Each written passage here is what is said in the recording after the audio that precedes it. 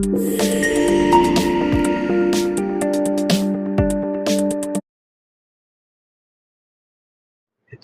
నమస్కారం. ఈరోజు ఈ పాత్రికేయుల సమావేశం నిర్వహించడానికి ముఖ్య కారణం ఏంటంటే, మహిళా బిల్లుకు సంబంధించి బీజేపీ ప్రభుత్వం చేసిన ద్వంద్వ వైఖరి, అలాగే కాంగ్రెస్ పార్టీ మీద వస్తున్న ఈ విమర్శలకు తిప్పికొట్టడాలని చెప్పేసి ఈ సందర్భంగా ఈ సమావేశం నిర్వహించడం జరుగుతుంది. మొట్టమొదటిగా మహిళా బిల్లు వీగిపోయింది, దీనికి కారణం కేవలం కాంగ్రెస్ పార్టీ అని చెప్పి బీజేపీ ప్రభుత్వం విమర్శిస్తూ ఉంది. ఈ సందర్భంగా ప్రజలకు నిజాలు తెలియజేయడానికి మేము ఈరోజు ముందుకు వచ్చాము. వాస్తవానికి మాట్లాడుకున్నట్లయితే 2023లోనే మహిళా రిజర్వేషన్ బిల్ అనేది పాస్ అయ్యింది. ఈ బిల్లు ప్రకారంగా మహిళలకు 33% సీట్లు కేటాయించిన అవసరం ఉంటుంది, అది పార్లమెంట్లో అయినా అసెంబ్లీలో అయినా. కానీ 3 ఏళ్ల క్రితం ఆమోదమైన బిల్లుని ఈరోజు తెర మీద తీసుకొచ్చి మహిళా బిల్లు అనే ముసుగుతో, ఆ ముసుగు వెనకాల డీలిమిటేషన్ అని పెట్టి, ఆ డీలిమిటేషన్ ద్వారా మన దక్షిణ రాష్ట్రాలకు అన్యాయం చేసే విధంగా ఈరోజు బీజేపీ ప్రభుత్వం కుట్ర పన్నుతూ ఉంది. అందులో భాగంగా ఈ సమావేశం ద్వారా ప్రజలందరికీ కొన్ని విషయాలు తెలియజేయాలని చెప్పి మేము మాట్లాడుతూ ఉన్నాము. డీలిమిటేషన్ అంటే సీట్లు పెంచడం. ఇప్పుడు ప్రస్తుతం మన దేశంలో మన పార్లమెంట్లో 543 సీట్లు ఉన్నాయి. దీనికి గాను 816 సీట్లు చేస్తామంటున్నారు. ఈ సీట్లు పెంచడం జనాభా ప్రాతిపదికగా చేస్తామని చెప్పి కేంద్ర ప్రభుత్వం చెప్తా ఉంది. జనాభా ప్రాతిపదికన చేస్తే దక్షిణ రాష్ట్రాలు నష్టపోతాయి. అది ఏ విధంగా అంటే, మన దక్షిణ రాష్ట్రాలు ఆంధ్రప్రదేశ్ కానీ, తెలంగాణ, తమిళనాడు, కర్ణాటక, కేరళ, పాండిచేరి, ఈ రాష్ట్రాలన్నీ జనాభా నియంత్రణలో మంచి ప్రగతి సాధించి, విద్యను అభ్యసించి, ఉద్యోగాలు చేసుకుంటూ అభివృద్ధి చెంది, ఈరోజు మన భారతదేశంలో 20% జనాభా ఉన్న 31% జీడిపిని అందిస్తున్నవి ఈ దక్షిణ రాష్ట్రాలు. కానీ ఈ డీలిమిటేషన్ జరిగితే కుటుంబ నియంత్రణ, జనాభా నియంత్రణ చేశారు ఇక్కడ దక్షిణ రాష్ట్రాలు. కంట్రోల్లో ఉంది, బర్త్ కంట్రోల్, పాపులేషన్ ఎక్కువ లేకుండా నియంత్రణ చేశారు. కానీ ఉత్తర రాష్ట్రాల్లో చూసుకున్నట్లయితే జనాభా విపరీతంగా పెరిగిపోయింది, అక్కడ జనాభా ఎక్కువ. అలాగే బీజేపీకి ఉన్న పట్టున్న రాష్ట్రాలు కూడా ఆ వైపే ఉన్నాయి. సో జనాభా ప్రాతిపదికన చేస్తే ఇప్పుడున్న దక్షిణ రాష్ట్రాలకు ఉన్న 24% ప్రాలభ్యం, 24% ఉన్న ఈ అలాట్మెంట్స్, ఈ ప్రాతినిధ్యం ఎంపీల కోట 20 కంటే తక్కువ పడిపోయే ప్రమాదం ఉంది. ఈరోజే మన పనులు అంతంత మాత్రం జరుగుతూ ఉన్నాయి. కానీ ఇది అమలు చేస్తే నష్టపోయేది మన దక్షిణ రాష్ట్రాలే.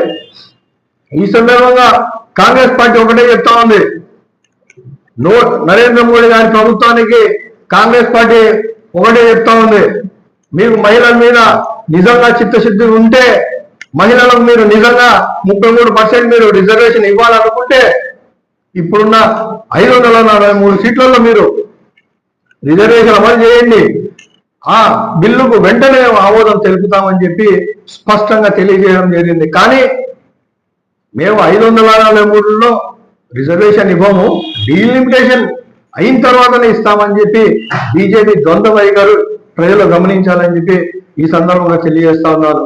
అలాగే ఈ సమస్య జనాభా ప్రాతిపదికన సీట్లు పెరుగుతాయి, పెరిగితే ప్రమాదం ఉంటుంది. కొన్ని రాష్ట్రాలు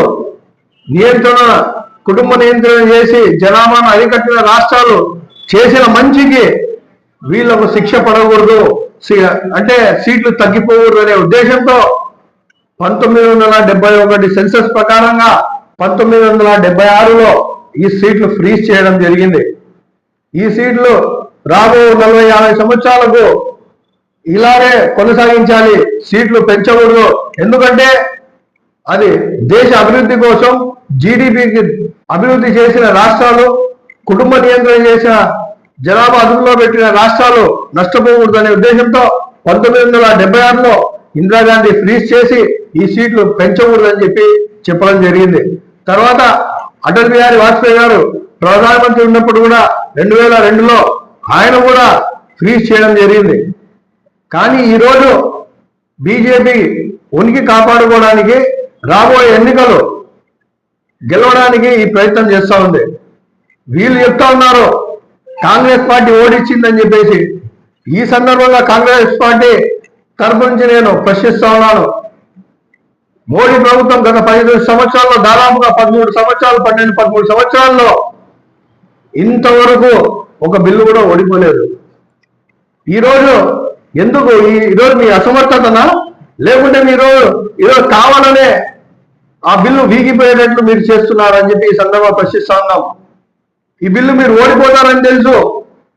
దక్షిణ రాష్ట్రాలు, బెంగాల్ ఇలాంటి అనేక ప్రముఖ రాష్ట్రాలన్నీ దీన్ని తిరస్కరిస్తూ ఉన్నాయి. ఇది అమలు కాదని చెప్పి మీకు తెలిసి కూడా చేసినారంటే రాజకీయ సులాభం. గెలిచినా ఓడినా దీని ద్వారా 4 ఓట్లు సంపాదించుకోవచ్చు అని చెప్పి వాళ్ళ దురుద్దేశం. ఎందుకంటే బిల్లు పాస్ అయితే మహిళలకు మేము చేశాం, మేము ఎంతో ఘనకార్యం చేశామంటారు. అదే బిల్లు ఓడిపోయినందుకు ఈరోజు దీనికి కారణం కాంగ్రెస్ పార్టీనే అంటున్నారు. అంటే మీరు 12-13 సంవత్సరాలు ఇంతవరకు ఏకదాటిగా నడిపిన ప్రభుత్వం చేసిన వారు, ఎన్నో బిల్లులు ఆమోదించిన వారు ఈరోజు మహిళల పనుల్లో ఎందుకు మీరు మీ అసమర్థత అని చెప్పి ఈ సందర్భంగా ప్రశ్నిస్తా ఉన్నాము. 2023లో పాస్ అయిన బిల్లును 2026లో నోటిఫై చేయడం, దీని వెనుకున్న ఆంతర్యం ప్రజలకు వివరణ ఇవ్వాలా. 131వ రాజ్యాంగ సవరణ బిల్లులో 3-4 బిల్లులు పెట్టి ఆ బిల్లుకు పేరు వచ్చేసి మహిళా కోటా రిజర్వేషన్ అని చెప్పి ఇలాగే కొన్ని విషయాలు దాంట్లో పొందుపరచడం జరిగింది. అంటే వీళ్ళకు మాస్క్ అనేది ఒక మహిళ ముసుగులో వస్తున్నారు వీళ్ళు. దీని వెనకాల డీలిమిటేషన్ ఉంది. ఆ బిల్లు ఈయన పాస్ అయితే దాంట్లో ముడిపడి ఉన్న అంశాలన్నీ పాస్ అవుతాయి. అందుకనేసి వాళ్ళు ఈరోజు ఈ మభ్య పెట్టి ఈ బిల్లు పాస్ చేయించుకోవాలనే దురుద్దేశం బట్టబయలైంది. ప్రజలు గమనించాలని చెప్పి ఈ సందర్భంగా కోరుకుంటా ఉన్నాము. బీజేపీ పార్టీ నిజంగా సిద్ధశుద్ధి ఉంటే 2023లో ఆమోదమైన బిల్లును ఎందుకు ఇంతవరకు అమలు పరచలేదు? మీరు నిజంగా మీకు చిత్తశుద్ధి ఉంటే ఈరోజు మీరు అమలు చేయండి. కాంగ్రెస్ పార్టీ కూడా అదే చెప్తా ఉంది, మేము మహిళల పక్షాన ఉన్నాము, మహిళా బిల్లుకు మేము వ్యతిరేకం కాదు. మీరు రేపు సోమవారం రోజు పార్లమెంట్ బిల్లు ప్రవేశించబెట్టినా మేము దీన్ని పూర్తిగా మద్దతు ఇస్తాము, కాంగ్రెస్ పార్టీ మహిళల పక్షాన ఉంటుందని చెప్పి చెప్తున్నారు. కానీ బీజేపీ పార్టీ మాత్రం దానికి సమాధానం ఇవ్వట్లేదు. సీట్లు పెంచిన తర్వాత ఇస్తామంటున్నారు.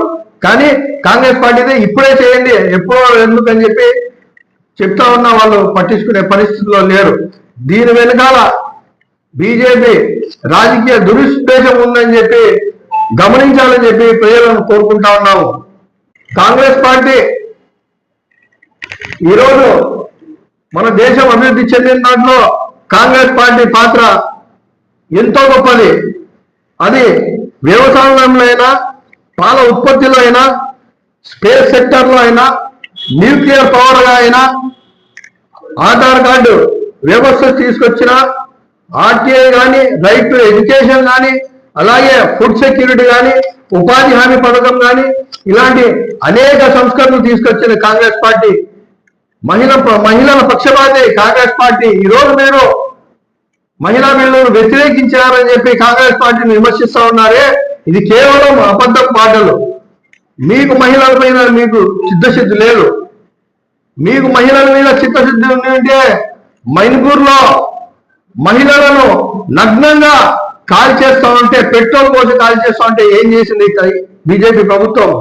మన దేశానికి చెందిన క్రీడాకారులు, మహిళా క్రీడాకారులు ధర్నా చేసి నెలల తరబడి రోడ్ల మీద ఉంటే మీరు వాళ్ళని ఏం చేశారు? చితకొట్టి జైళ్లలో వేశారు. రేపులు చేసిన వాళ్ళు ఎంతమంది ఉన్నారు ఈరోజు బీజేపీ ప్రభుత్వంలో? రేపులు చేసి బయటకు వచ్చిన వాళ్ళకు సన్మానం చేసేవారు మీరు ఈరోజు మహిళల గురించి మాట్లాడతారా? కాంగ్రెస్ పార్టీ మహిళలకు అండగా ఉంటుంది. కాంగ్రెస్ పార్టీ మహిళా రిజర్వేషన్ బిల్లుకు వ్యతిరేకం కాదు. కాంగ్రెస్ పార్టీ వ్యతిరేకం డీలిమిటేషన్ వల్ల ఆంధ్ర రాష్ట్రం అలాగే దక్షిణ రాష్ట్రాలందరికీ అన్యాయం జరుగుతుందని చెప్పి ఈరోజు కాంగ్రెస్ పార్టీ వ్యతిరేకిస్తా ఉంది. ఈ డీలిమిటేషన్ బిల్లు ఆమోదమైతే దక్షిణ రాష్ట్రాలన్నీ నష్టపోతాయి, రాజకీయ ప్రాబల్యం తగ్గిపోతుంది. 24% నుంచి 19% తగ్గిపోతాయి సీట్లు. అందుకనే కాంగ్రెస్ పార్టీ వ్యతిరేకిస్తా ఉంది. ఈ డీలిమిటేషన్ బిల్లుకు ప్రజలందరూ గమనించి బీజేపీ పార్టీకి సరైన సమాధానం ఇవ్వాలని చెప్పి కాంగ్రెస్ పార్టీ తరఫు నుంచి కోరుకుంటా ఉన్నాను. డీలిమిటేషన్ గురించి ఇంత చర్చ జరుగుతా ఉన్నా, ఇంత పోరాటాలు చేస్తా ఉన్న దక్షిణ రాష్ట్రాల నుంచి యథావిధిగా మన ఆంధ్ర రాష్ట్రం నుంచి 2 పార్టీలు కూడా ద్వంద్వమైందని బయటపడింది. ఈరోజు ఎప్పటి నుండి చెప్తానే ఉన్నాం, బీజేపీ ప్రభుత్వం ప్రవేశపెట్టిన ప్రతి బిల్లుకు ప్రతిసారి అధికార పక్షమైన ప్రతిపక్షమైన ఎప్పుడు ఆ బిల్లులకు మద్దతు ప్రకటిస్తూ ఉంటారు. అది టీడీపీ అయినా వైసీపీ అయినా అని చెప్పి చెప్పడం జరిగింది. ఈరోజు దక్షిణ రాష్ట్రాలన్నీ ఒక తాటి మీదకి వచ్చినాయి. కేరళ కానీ, తమిళనాడు, కర్ణాటక, తెలంగాణ వీళ్ళందరూ పోరాడుతూ ఉంటే దక్షిణాది హక్కుల కోసం ఎంపీ సీట్ల అలాగే రాజకీయ ప్రాబల్యం తగ్గకూడదనే ఉద్దేశంతో ఈరోజు చేస్తూ ఉంటే ఈరోజు మాత్రం వీళ్ళిద్దరూ మోడీ గారిని అలాగే ఆ బిల్లును వీళ్ళు మద్దతు ఇస్తా ఉన్నారు. వీళ్ళకు డీలిమిటేషన్ అయినా పర్లేదు, మన దక్షిణాది రాష్ట్రాల హక్కులు పోయినా వీళ్ళకు బాధ లేదు. కేవలం వీళ్ళ వ్యక్తిగత స్వలాభం, వ్యక్తిగత ప్రయోజనాలే వీళ్ళకు ముఖ్యం.